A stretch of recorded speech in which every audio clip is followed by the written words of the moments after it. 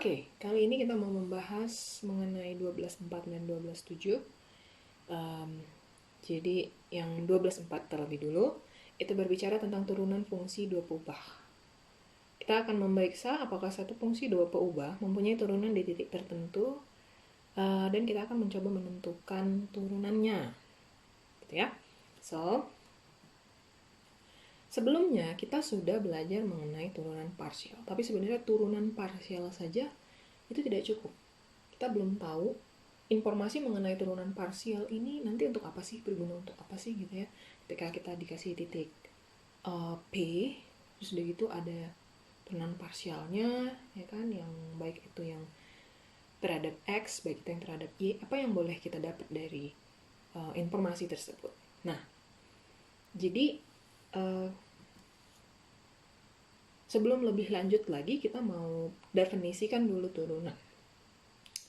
Kalau misalnya fungsinya fungsi satu peubah, Y sama dengan Fx, dan kita mau coba cari turunannya, turunan di X sama dengan C, ya ini adalah suatu titik, X sama dengan C, maka turunannya boleh kita definisikan sebagai f aksen C sama dengan limit H mendekati 0, Fc plus H dikurang Fc dibagi H.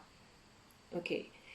Kalau misalnya dia fungsinya dua peubah, berarti nanti X sama dengan C bar gitu ya. Terus begitu si fungsinya ini juga dia jadi apa nih? Fx, Y ya gitu ya. Karena kan dia fungsi dua peubah gitu. Nah, kalau kita gunakan konsep itu, konsep ini tadi ya, konsep limit ini tadi terhadap turunan dua peubah, akan sulit untuk mendefinisikannya. Kenapa? Kita akan mendapatkan seperti berikut. Jadi ada f aksen C bar sama dengan limit H mendekati 0. Untuk H ini adalah vektor yang mendekati vektor 0, sama dengan limit kan gitu ya tadi ya, F C bar plus H bar dikurang F C bar dibagi H bar. Oke.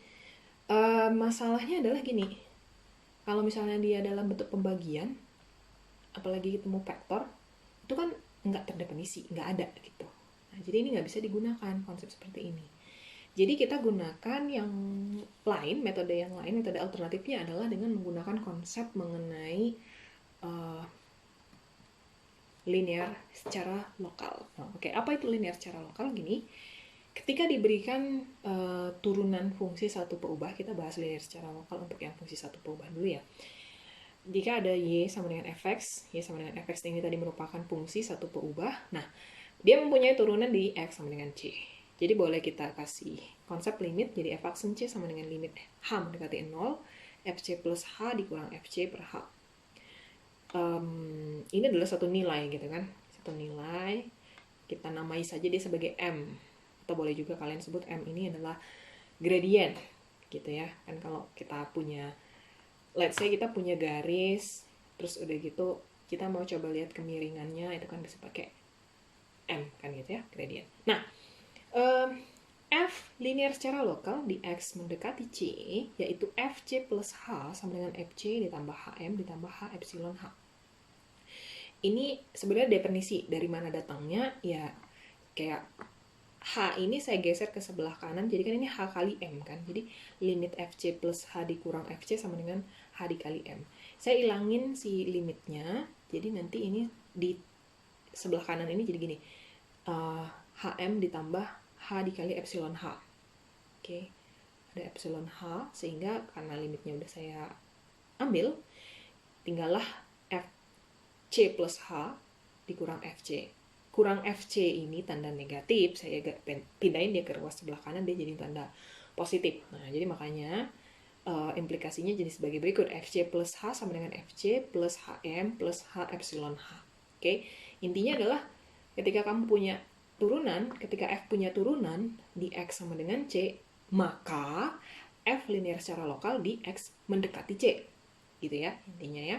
Nah, sesuai dengan definisi juga, limit epsilon H untuk H mendekati 0 nilainya akan sama dengan 0. Oke, sama dengan 0. Jadi kalau hubungan yang pertama di sini adalah F punya turunan di X sama dengan C, implikasinya F akan linear secara lokal di X mendekati C. Oke, hubungan selanjutnya adalah kita balikin, tapi masih ekivalen. Ketika F linear secara lokal di X mendekati C, implikasinya adalah F akan mempunyai turunan di X sama dengan C. Boleh kita buktikan. Karena dia linear secara lokal, sesuai dengan definisi, FC plus H sama dengan FC plus HM plus H dikali epsilon H. Untuk epsilon H-nya sendiri, nilainya sama dengan 0. Oke?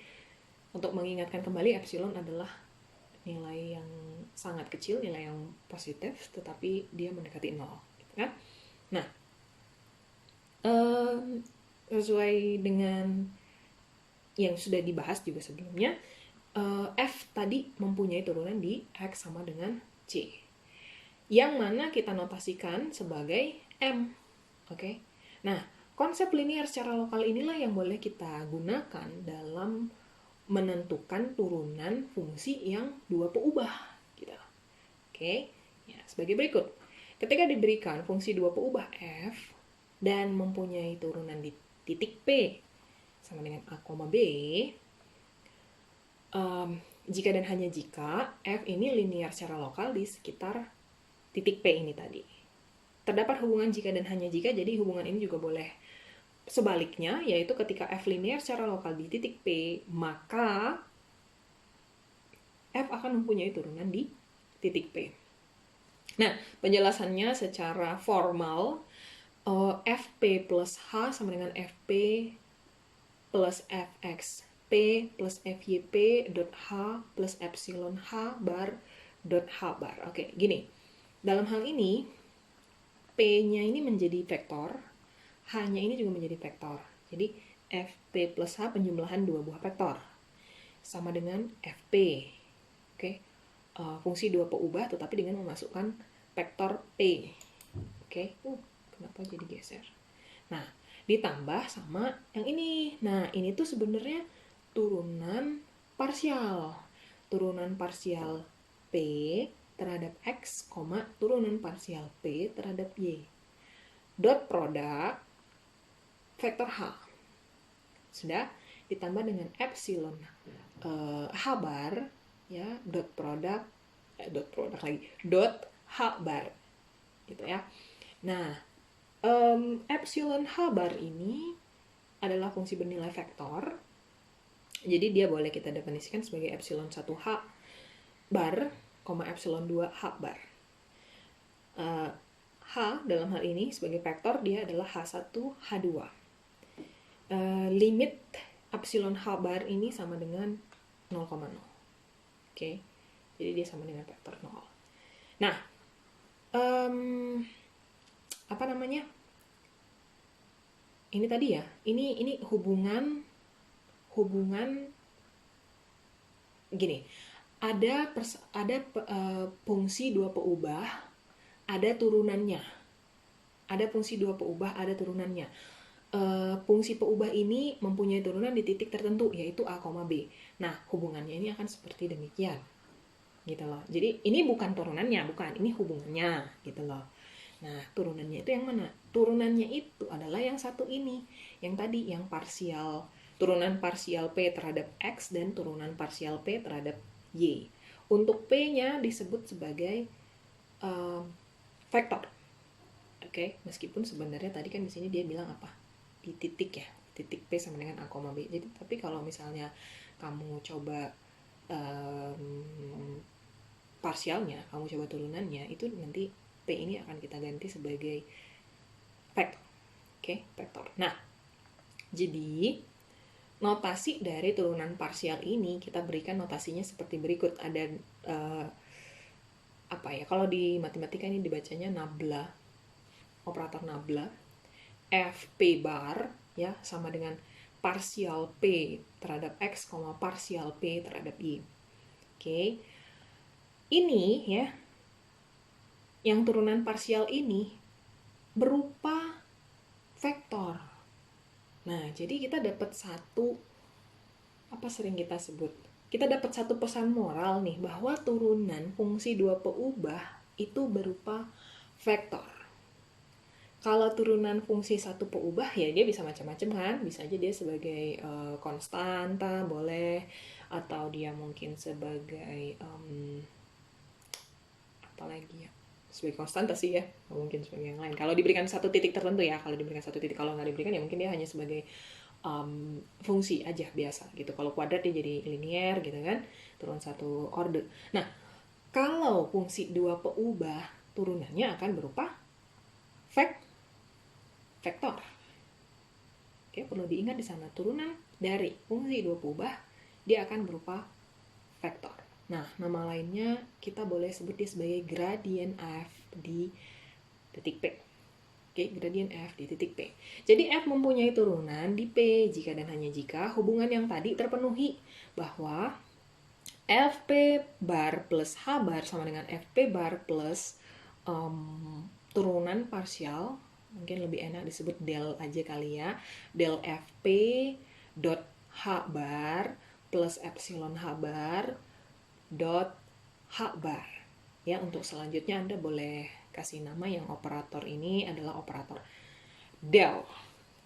Oke. Mungkin Anda jadi teringat dengan suatu tempat gitu kali ya.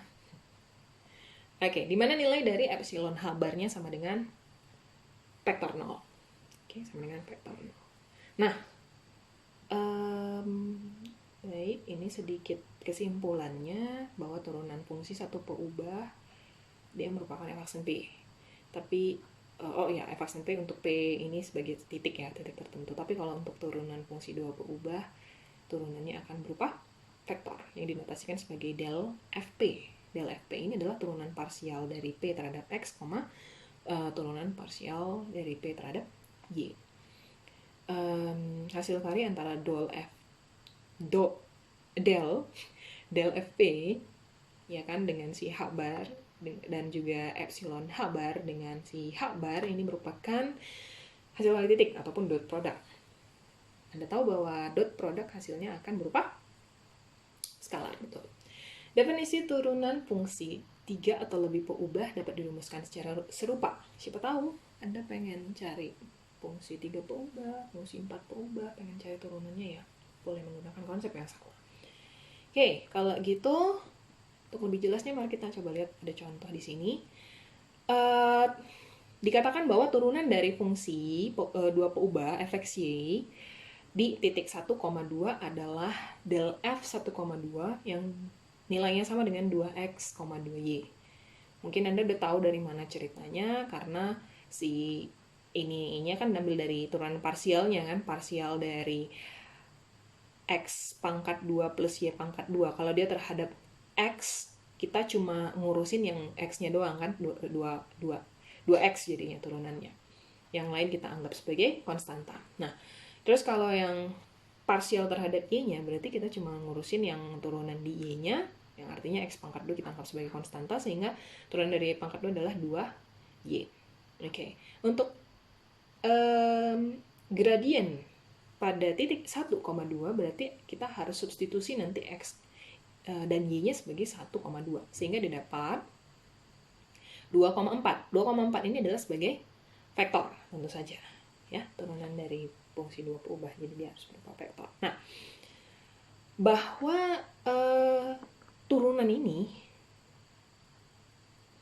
akan menunjukkan bahwa si f-nya itu linear secara lokal untuk h, k mendekati 0,0. Nah, sesuai dengan definisi sebelumnya ya, tadi kan di sini kan ada ya fp bar plus h bar sama dengan fp plus parsial dot h bar plus epsilon h bar dot h bar. Nah, kita mau coba tunjukin bener nggak sih kalau misalnya kita ada turunan fungsi 2 peubah dan ini berlaku linear secara lokal. Nah, berarti masukin di sini jadiin f p bar plus h bar, berarti kan p-nya itu 1, 2, h-nya itu yang ini h, k. Kalau yang di sebelumnya kan hanya sama dengan H1, H2 ya. Tapi kalau di sini kita pakai hanya itu H, K.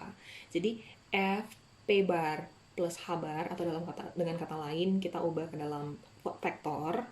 Ini jadinya F1 plus H, 2 plus K, penjumlahan 2 vektor. kan gitu ya.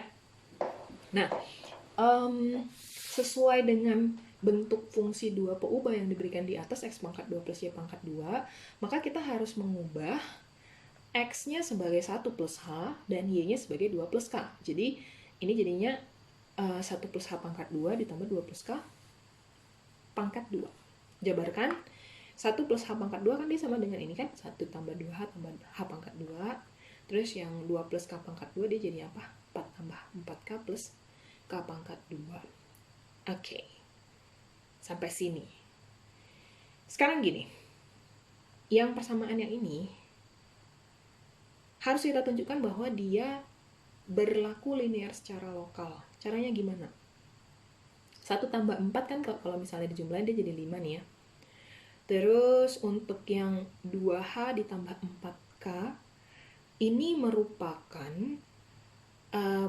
hasil dari dot product antara 2,4 terhadap h, k. Ya enggak? 2 kali h, 2h plus 4 kali k, 4k. 2h plus 4k. Terus yang h pangkat 2 plus k pangkat 2 ini merupakan dot product dari, benar sekali, h, k dengan h, k.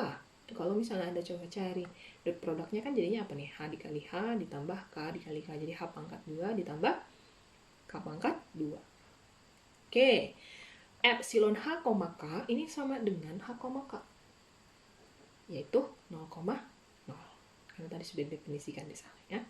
Oke, jadi terbukti bahwa ketika kamu punya fungsi dua peubah, punya turunan di titik tertentu, maka fungsi itu akan linear secara lokal di titik yang diberikan itu tadi.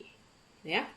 Oke, nah lanjutannya saya punya teorema di sini, yaitu jika f mempunyai turunan parsial fx dan fy yang kontinu pada suatu cakram yang muat a, b, maka f mempunyai turunan di a, b. Contoh, kalau kita punya fxy sama dengan x pangkat 2 plus y pangkat 2, ternyata dia punya turunan parsial fx dan fy, ada 2x dan 2y, 2x dan 2y, kita tahu ini kontinu pada R.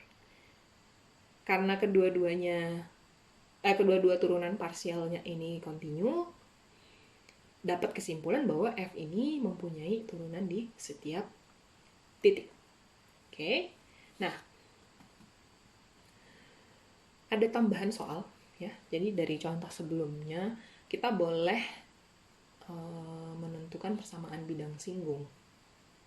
Bidang singgung melalui titik PA, B itu ditentukan oleh Z sama dengan TP ya, atau sama dengan FP0 ditambah del FP0 terus dot P0.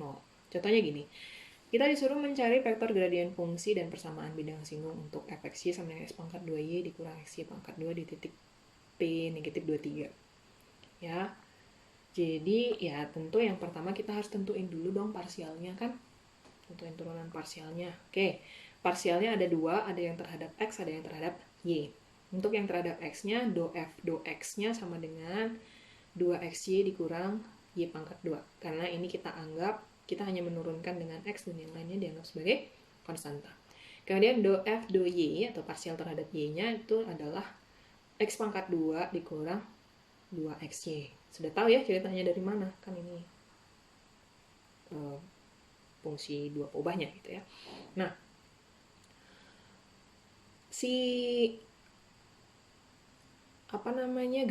vektor gradiennya adalah del f min 23 ya, karena kan diminta di soal untuk titik p min 23 itu akan sama dengan 2x y dikurang y pangkat 2, x pangkat 2 dikurang 2xy pada titik min 23 berupa vektor yang nilainya adalah min 21, 16. Ini didapat dari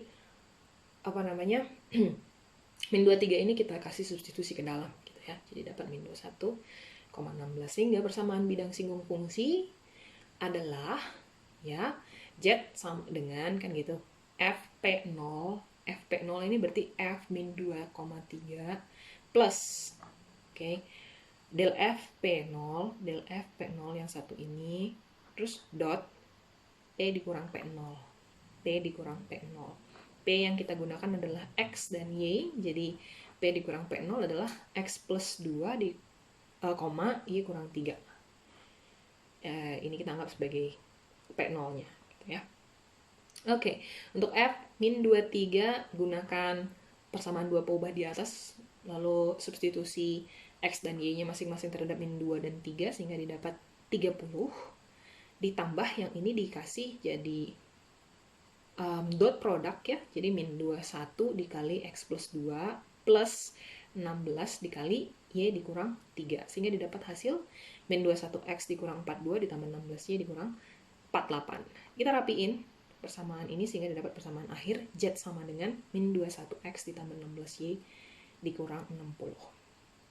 Oke, mungkin lebih jelasnya saya kasih gambar, ada ilustrasinya di sini. Sebentar, di mana dia tadi? Oke, ini dia ya. Ini tadi sebagai titik. Ini kita hilangin dulu aja. Nah, di sini saya punya bidang. Oh, bukan bidang ya. Saya punya persamaan dua peubah, fungsi dua peubah yang didefinisikan sebagai X pangkat 2Y dikurang XY pangkat 2, yang ini, yang berkelok-kelok ini loh bangunnya. Saya kecilin aja biar lebih kelihatan. Oke, yang kelok-kelok ini nih, yang satu kesatuan ini. Ini saya hilangin dulu kali ya biar lebih gampang.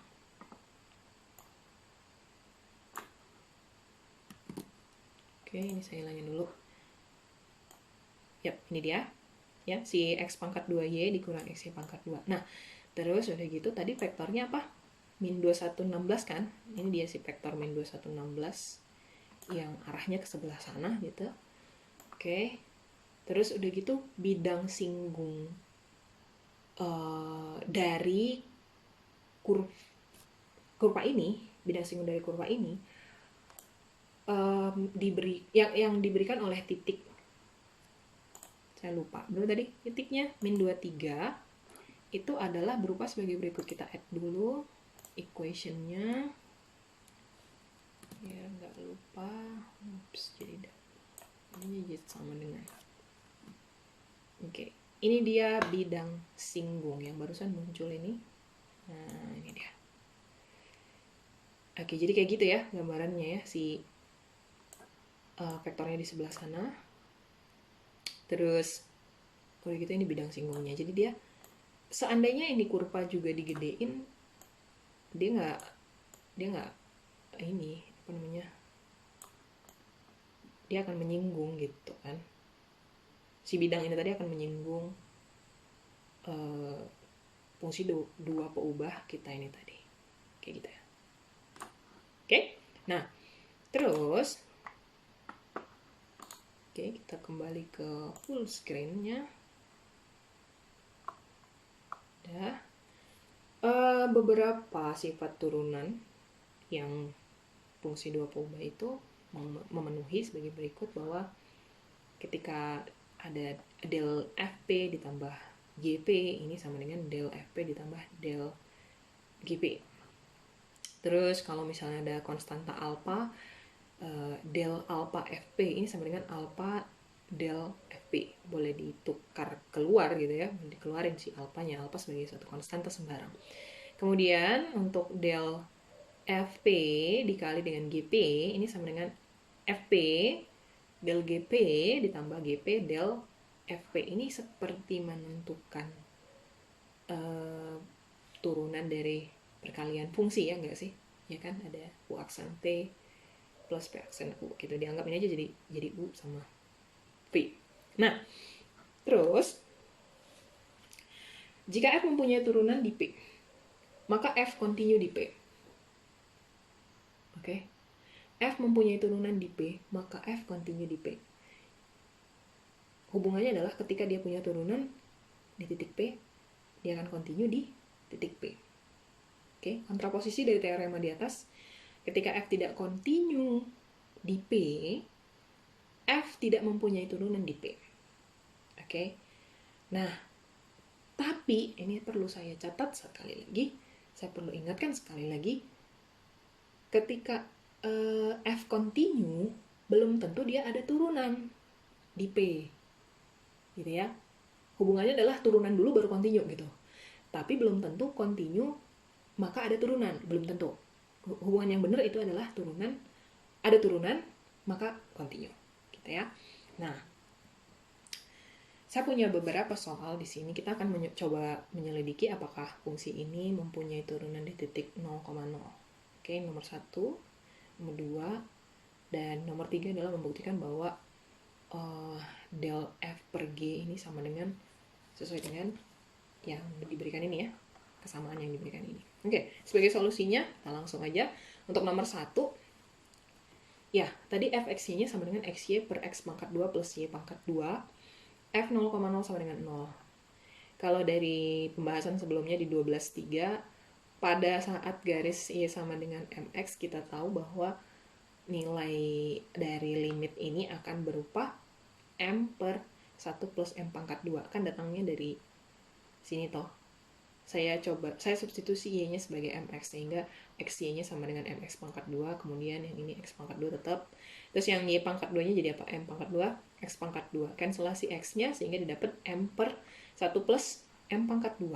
Masalahnya adalah, ini nggak ada nilai. Kemarin kita udah tahu bahwa ketika nilainya berubah-berubah, berarti fungsi ini nggak punya limit. Fungsi 2 peubah ini nggak punya limit. Oke? Limit tidak ada. Kenapa? Karena nilai limitnya bergantung pada M. Kalau begitu, ini belum tentu kontinu. Karena dia belum tentu kontinu, maka tidak ada turunan. Oke, jadi fungsi yang satu ini nggak punya turunan. Nah, nomor 2.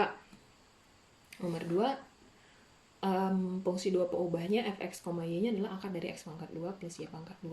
Oke.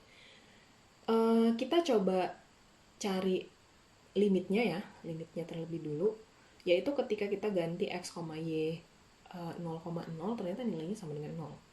Oke, atau ini sama dengan f 0,0. Baik, kalau mau gambar secara grafik, dia tuh kayak gini, kayak kerucut ya, kerucut yang lancipnya itu ada di sini, ada di 0,0,0. Oke, nah masalahnya adalah begini, ada nggak sih turunannya? Kan gitu, kita mau coba cari turunannya dulu nih. Pertama kita cari turunannya di x-nya. Sehingga kita gunakan konsep limit h mendekati 0,0, f0 plus h, 0 dikurang f0,0 dibagi h. Ya, menurut definisi kan gitu kan harusnya ya. Jadi f0 plus h,0 ini kita ikutin bentuk dari si fungsi 2 peubah yang diberikan sebelumnya, sehingga kasih nilai x sama dengan 0 plus h kan jadi h ya. Jadi ini h,0 kan, h,0. Ganti x-nya sebagai h, ganti y-nya sebagai 0. Jadi h pangkat 2 ditambah 0 pangkat 2. Otomatis ini jadi apa nih? H pangkat 2 kan. Oke, jadi 0 pangkat 2 ya udah jadi 0 kan, di-ignore juga nggak apa-apa. Jadi akar dari h pangkat 2 dikurang f 0,0, kita tadi sudah tahu bahwa nilainya sama dengan 0. Oke, akar dari h pangkat 2 dikurang 0, ini boleh di-ignore, sehingga hasil dari akar h pangkat 2, itu kan ada dua nilai kan, boleh positif h, boleh negatif h. Atau boleh kita notasikan sebagai mutlak dari h. Ya nggak? Mutlak dari h. Nah, masalahnya adalah mutlak dari h per h, itu nggak ada nilainya. Dengan kata lain, tidak ada turunan pada saat fungsinya fungsi mutlak, gitu loh. Tidak ada turunan dari fungsi mutlak pada 0,0. Tidak ada nilainya. Nah, ya kan? Jadi ini yang membuktikan bahwa meskipun fungsinya itu fungsi kontinu, belum tentu ada turunannya, gitu. Tapi kalau ada turunannya, fungsinya berarti fungsi kontinu. Nah, gitu ya, gampangnya. Nah, oke, yang ketiga, membuktikan bahwa ini benar nggak sih, gitu ya. Jadi, sebagai pembuktiannya, untuk pembagian gitu kan, untuk F ini, oke, kita tahu konsep pembagian pada, bukan, gimana ya saya bilangnya ya, turunan pada fungsi pembagian. Nah, turunan pada fungsi pembagian itu kan jadi kayak U aksen V dikurang V aksen U per V pangkat 2 kan gitu kan. U aksen V, V aksen U. Oke. Nah, berarti untuk U aksen V dikurang V aksen U, karena urusannya terhadap 3 variabel, kita akan buat dia dalam vektor, yaitu gfx. Fx-nya adalah parsial, ya. Parsial f terhadap x dikurang f dikali gx. Gx-nya adalah parsial g terhadap x. Koma, gfy, ini juga parsial f terhadap y, dikurang fgy, ini adalah parsial g terhadap y. Koma, gfz, fz adalah parsial dari f terhadap z, dikurang dengan fgz, gz adalah parsial dari g terhadap z. Oke, ini saya rapiin, saya notasikan kembali sebagai g dikali fx, fy dikali fz. Oke, dikurang f dikali gx, gy, gz. Oke, fx, fy, fz ini merupakan apa tadi? Turunan parsial, ya. Turunan parsial yang boleh dinotasikan sebagai del f. Jadi ini jadinya g dikali del f.